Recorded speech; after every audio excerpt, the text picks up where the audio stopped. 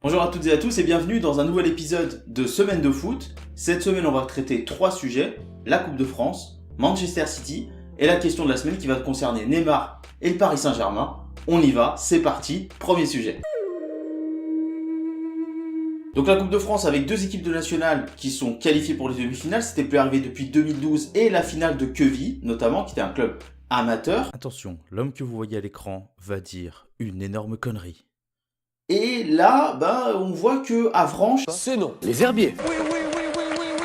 a fait le bon match, en tout cas une belle résistance face à Lens, et a fait preuve de calme au niveau du mental pour aller gagner au tir au but, et puis que Chambly a fait une très très belle victoire face à Strasbourg, honnêtement une victoire vraiment méritée. Ensuite on va parler des pros, alors PSG-OM, honnêtement très très déçu de l'Olympique de Marseille, parce que en première mi-temps jusqu'au premier but, le match des Marseillais est pas mauvais du tout, au contraire, et les Parisiens assurent la possession, ils assurent au niveau des transmissions, ils perdent peu de ballons, les Marseillais ont pas beaucoup d'occasions, mais Paris non plus n'a pas énormément d'occasions. Puis il y a ce premier but, la mi-temps, et là l'OM a complètement baissé les bras, et ça m'a vraiment déçu. J'ai eu envie de couper le match en deuxième mi-temps. Bah oui, déçu, surtout par rapport aux déclarations d'avant-match des Marseillais, parce qu'ils se disaient on va au combat, on va y aller, on va leur rentrer dedans. Et oui, ça a été vrai à peu près pendant 45 minutes, et puis après, un but, 2 buts parisiens, et là tu baisses les bras. Rudy Garcia fait des changements que je comprends pas vraiment, qui manquent. Tu manques d'envie, tu manques d'ambition, je trouve, à ce moment-là. Tu prends pour la deuxième fois 3-0 en moins d'une semaine au parc, dans un match classico quand même, parce que même si c'est pas le match de championnat, ça reste un gros match cette saison, pour une compétition où tu peux aller loin. Et puis par contre le PSG à contrario, ça maîtrise, c'est calme, il n'y a pas énormément d'occasions, mais ça fait preuve d'un grand réalisme. Alors les buts sont pas exceptionnels puisqu'il y a 2 frappes qui sont contrées, mais dans ces cas-là il faut monter plus vite sur le tireur, ça n'a pas été le cas. Donc bonne victoire, bonne maîtrise du PSG, énormément de déception pour moi par rapport à l'Olympique de Marseille. Et là où j'ai vraiment plus de déception, c'est pour l'Olympique Lyonnais. Alors, Caen a pas été phénoménal, la pelouse est totalement merdique, il faut dire ce qu'il est, il y a des pelouses en Ligue 2 qui sont bien meilleures que ça. Il va falloir m'expliquer comment c'est possible d'avoir une pelouse comme ça en 2018, alors je veux bien, le temps et tout. Au bout d'un moment, faut arrêter, faut investir, faut qu'il y ait de l'argent investi dans les pelouses, parce qu'il n'y a pas que à Caen, mais là, c'est pas la première fois qu'on le voit cette saison, et là, c'était totalement abominable. Mais surtout, l'Olympique Lyonnais, manque de concentration encore une fois, manque de régularité dans le jeu, un Genesio, honnêtement, qui trouve qu'il y a eu des bonnes choses. Moi, je trouve qu'il s'est pas passé grand chose au niveau du jeu. On s'est fait chier quasiment tout le match. Un but sur coup franc pour les Canets, ça prouve bien encore une fois qu'on manque de concentration, qu'on manque d'attention défensive côté Olympique Lyonnais. C'est pas comme ça qu'on va aller loin en Coupe d'Europe, c'est pas comme ça que l'Olympique Lyonnais va pouvoir monter sur le podium en Ligue 1, à mon avis ils vont finir 4ème. Et puis en plus de ça, c'était une compétition majeure, alors ok t'as des blessés comme Diaz, comme Fekir, mais Traoré qui est pas titulaire, il y a plein de petites choses comme ça, qui font que félicitations encore pour leur victoire, mais alors grosse déception pour l'Olympique Lyonnais. Voilà, j'ai fait le tour de la Coupe de France, on va passer au deuxième sujet. Et ce deuxième sujet, c'est Manchester City, et je me pose la question, est-ce que c'est pas l'équipe parfaite? Alors en dehors de Benjamin Mendy qui manque à l'arrière-garde, à gauche, mais bon, t'as Danilo qui fait le taf, il y a eu Delph qui était début de saison, c'était compliqué, mais là Danilo ça fait le taf, Walker qui est exceptionnel à droite, en défense centrale t'as de quoi faire tourner, puisque juste les 3 principaux, Otamendi, Compagnie et maintenant Aymeric Laporte, puis t'as Stones qui est derrière, le gardien qui est exceptionnel, quoi. Il te fait des arrêts quand il y a des occasions, si tu passes la défense, il y a Ederson qui est derrière, c'est quand même la meilleure défense Manchester City, et puis il arrête les pénaltys en plus, donc dans des séances de tir au but, c'est nickel.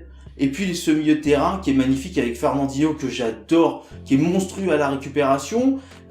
Tu as aussi De Bruyne qui est magnifique à voir jouer. Tu peux jouer avec un milieu de terrain à 3, on l'a vu avec David Silva. Tu peux jouer en 4-2-3-1. Tu peux faire plein de choses avec cette équipe. Et puis offensivement, la meilleure attaque de Première Ligue. Manchester City a perdu que 3 matchs cette saison, donc en Cup, 1 en championnat et 1 en Ligue des Champions, mais ils s'en battaient un petit peu les couilles en Ligue des Champions. En championnat, c'était Liverpool, et c'était un match incroyable 4-3. Et puis en Cup, alors là, ils sont tombés dans le piège Wigan en n'arrivant pas à concrétiser leurs occasions. Mais alors devant, t'as Agüero. Quand t'as pas Agüero, t'as Gabriel Jesus. Tu peux faire jouer les deux en même temps. T'as le roi Sané qui a fait une misère à Arsenal là cette semaine. T'as Sterling. Quand t'as pas ça, t'as Bernardo Silva qui marque aussi des buts, qui est décisif. t'en as de partout, ça pleut de partout. Donc moi je me demande si City c'est pas l'équipe parfaite. Ça a été le recrutement impeccable, Guardiola arrive à poser son jeu. En plus de temps en temps tu vois qu'ils peuvent alterner, qu'il n'y a pas forcément uniquement la possession en 1-2, mais qu'il y a aussi que tu peux avoir un jeu direct avec des joueurs qui peuvent aller vite devant comme Agüero, comme Sané, comme Sterling, comme Jesus, enfin tous les joueurs que j'ai cités auparavant. Un De Bruyne qui maîtrise le milieu de terrain à merveille, ça joue magnifiquement bien, donc ça fait plaisir à voir jouer, c'est efficace, meilleure attaque, meilleure défense de Première Ligue, ça perd très peu, 3 matchs perdus cette saison seulement, un seul match en championnat, c'est une série, ça fait une série de victoires incroyable. Voilà, au niveau effectif coach, dites-moi ce que vous en pensez dans les commentaires, on me demande si c'est pas l'équipe parfaite. Et pour moi, c'est le grand favori pour la Ligue des Champions et ça en met plein les yeux, quoi. T'as les yeux qui brillent quand tu vois jouer Manchester City, pardon, je trouve. Voilà, je pense que j'en ai assez dit sur City. On va passer au troisième sujet. C'est la question de la semaine et ça concerne Neymar et le Paris Saint-Germain. Et la question, c'est le PSG peut-il battre le Real et se qualifier pour les quarts de finale de la Ligue des Champions sans Neymar? Neymar qui s'est fait très mal à la cheville, donc là qui va être opéré au Brésil, qui va être absent 2-3 mois. Il ne sera pas là. Je sais pas s'il y aura d'autres absents. Marquinhos devrait être revenu. Areola, on n'en sait pas beaucoup plus, qui avait fait un bon match au match aller malgré les 3 buts encaissés. Donc là, on verra. Comment jouer? Bah ça, je vous le dirai. Il y aura sûrement une vidéo qui arrivera lundi ou mardi. Je pense mardi, il y aura une vidéo qui arrivera là-dessus. Mais la question, c'est voilà, est-ce que il y a besoin de Neymar? Est-ce que Neymar, vu qu'il est percutant, vu qu'il est dribbleur, vu qu'il est passeur, parce que c'est quand même un excellent passeur décisif, même si au match aller, il a croqué un petit peu ses passes, eh bien, est-ce qu'il est indispensable au PSG ou est-ce que vous pensez au contraire que sans Neymar, le jeu du PSG va être plus fluide, le jeu du PSG va être plus collectif, le jeu du PSG, voilà. Et comment vous pensez que le PSG doit jouer? Ça, on en parlera encore un petit peu plus mardi. Mais la grosse question, c'est voilà, pas de Neymar, pas de qualification, ou alors pas de Neymar.